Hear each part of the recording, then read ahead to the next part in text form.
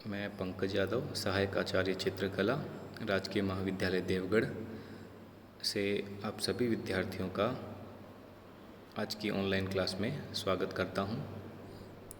आज का विषय हमारा प्रागैतिहासिक कला है। प्रागैतिहासिक कला का जो यह चैप्टर है वह बीए द्वितीय वर्ष के विद्यार्थियों के लिए है। इस चैप्टर में हम आदि मानव के समय की कला के बारे में पढ़ रहे थे और हमने क्या क्या पढ़ लिया था, एक बार हम उस पर नज़र डाल लेते हैं। हमने चित्र देखे थे, चित्रों से हमें उस समय की चित्रण प्रणाली का, चित्रण तकनीक का, रंगों का ज्ञान हुआ था, आकार प्रकार का ज्ञान हुआ था कि हमें उस समय का जो मानव था वह किस प्रकार से मानव रूप बनाता था, किस प्रकार से पशु रूपों को चित्रित करता था। फिर हमने प्रागैतिहासिक काल का विभाजन पढ़ा था और हमें पता लगा था कि उत्तर पाषाण काल से ही अधिकांश प्रागैतिहासिक चित्र प्राप्त होते हैं। फिर हमने कुछ प्रमुख स्थानों के बारे में पढ़ना शुरू किया था। ऐसे स्थान जो राजस्थान नहीं पूरे भारत में प्रमुख अपना स्थान रखते हैं। उन प्रमुख स्थानों में मध्य प्रदेश के बारे में हम पढ़ रहे थे और मध्य प्रदेश, उत्तर प्रदेश के बारे में हम पहले पढ़ चुके थे, जिसमें मिर्ज़ापुर का नाम प्रमुख था और उनके वहाँ के प्रसिद्ध चित्रों के बारे में पढ़ चुके थे। मध्य प्रदेश के प्रमुख क्षेत्रों में हम पंचमढ़ी को पढ़ चुके थे और पंचमढ़ी से हमने साहित्य एकत्रित करते मानव के बारे में पढ़ा था, जिससे आभास लगा था, जिससे पता लगा था। पंचमढ़ी में हमने पढ़ा था कि वहाँ पे चित्र मिले थे शहद एकत्रित करते मानव के। उससे पता लगा था कि वहाँ पर प्रागैतिहासिक चित्र के 2 स्तर हमें प्राप्त हुए थे। आज हम पढ़ेंगे भीमबेटका के बारे में। भीमबेटका यह पूरे भारत में ही नहीं पूरे विश्व में अपना प्रमुख स्थान रखता है। क्यों रखता है वह मैं बताता हूँ आपको। क्योंकि यहाँ लगभग 600 प्राचीन गुफाएं हैं। एक ही जगह पर लगभग 600 गुफाओं का होना विश्व में कहीं भी प्राप्त नहीं हुआ है, कहीं भी नहीं मिलता है। और यहाँ भी चित्रों के 2 स्तर मिलते हैं, 8000 ईसा पूर्व से लेकर 15000 ईसा पूर्व तक के। तो ये सब बातें इसे विश्व में एक अलग स्थान देती हैं। तो हम पढ़ते हैं भीमबेटका कहाँ है, क्या है, कैसे है। भीमबेटका गुफाओं के चित्रों की जो खोज की थी वो प्रोफेसर V.S. वाकणकर के द्वारा की गई थी। इनका नाम है प्रोफेसर V.S. वाकणकर, इनके द्वारा की गई थी।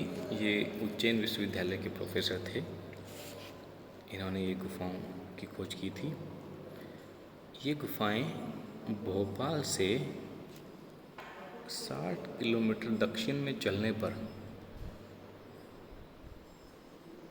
भीमबेटका की पहाड़ी के पास, भीमबेटका की पहाड़ी पर ही बोलना चाहिए, भीमबेटका की पहाड़ी पर स्थित है।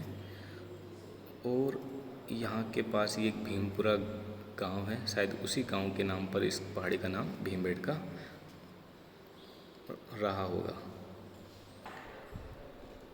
यहाँ से जो पत्थरों की सामग्री प्राप्त हुई है उसका समय काल अगर हम निकालें तो वह लगभग 30,000 ईसा पूर्व से लेकर 10,000 ईसा पूर्व तक का है। प्रस्तर सामग्री बता रहा हूँ मैं, ना कि चित्र। चित्रों का जो समय काल है वह है 15,000 ईसा पूर्व से लेकर 8,000 ईसा पूर्व तक का। यहाँ लगभग 600 प्राचीन गुफाएं प्राप्त हुई हैं और उनमें से सभी में तो चित्र प्राप्त नहीं होते, परंतु लगभग 275 गुफाओं में चित्र प्राप्त होते हैं। अब हमने कहा कि यहाँ चित्रों के 2 स्तर मिलते हैं। 2 स्तर किस प्रकार के? तो ऐसा ही मैंने आपको पंचमढ़ी के बारे में बताया था। तो प्रथम स्तर के 2 चित्र हैं शिकार के चित्र। जब आदि मानव पशुओं का केवल शिकार के लिए ही प्रयोग करता था, उस पशुओं का दूसरा प्रयोग करना उन्हें आता नहीं था।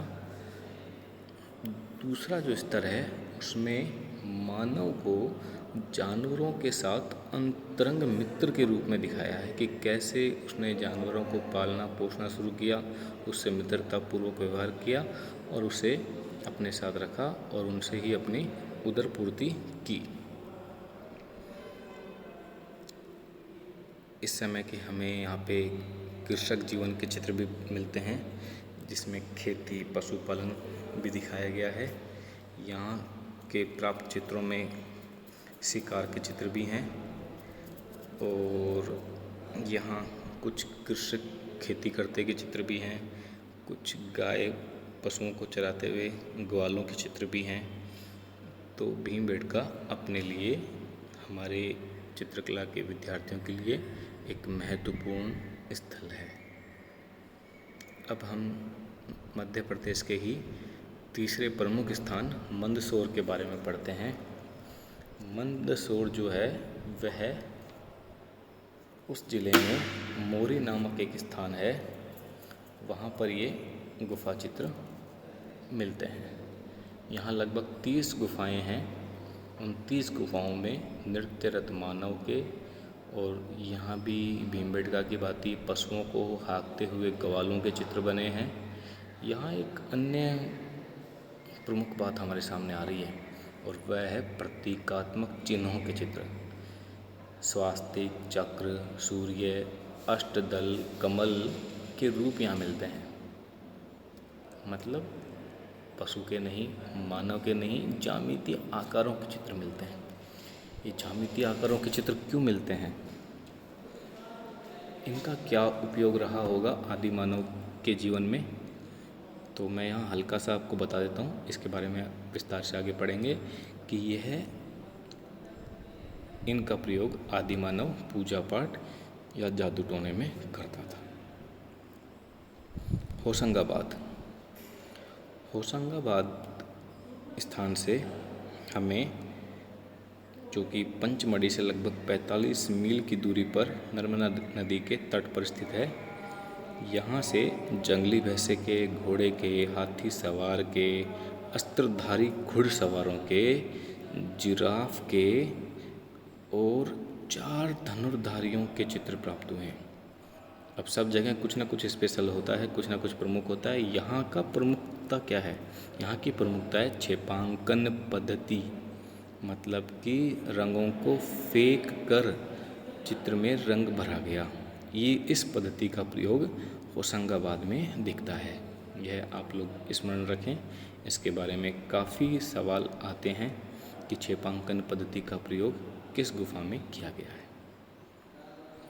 मध्य प्रदेश के अन्य प्रमुख क्षेत्रों में हैं आदमगढ़, रायगढ़, रीवा और ग्वालियर। इनके अलावा भी हैं, पर हमारे लिए अभी अध्ययन योग्य यही हैं। अब हम चल रहे हैं छत्तीसगढ़। छत्तीसगढ़ में एक स्थान है जो लगभग छत्तीसगढ़ के 90% से अधिक प्रागैतिहासिक चित्रों का संग्रहण अकेला ही कर लेता है।